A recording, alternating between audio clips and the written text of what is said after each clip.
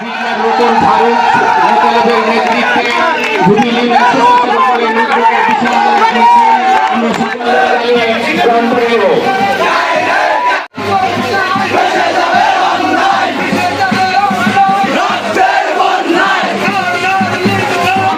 আমরা ছিলাম। আমার বক্তব্য শেষ করছি, সবাইকে ধন্যবাদ জানিয়ে এই স্বল্প যার কারণে মঞ্চে যারা আছেন তাদেরকে নিয়ে নিরাপত্তা স্বেচ্ছাসেবক দেশের যে বেগম খালেদা জিয়া জিন্দাবাদ। এই মঞ্চে উপস্থিত আছেন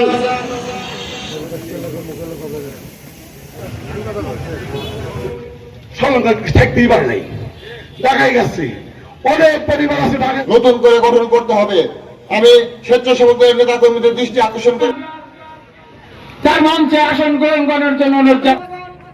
আর অল্প কিছুক্ষণের মধ্যে সরকারের লেলিয়া বাহিনী শেখ হাসিনা আন্দোলন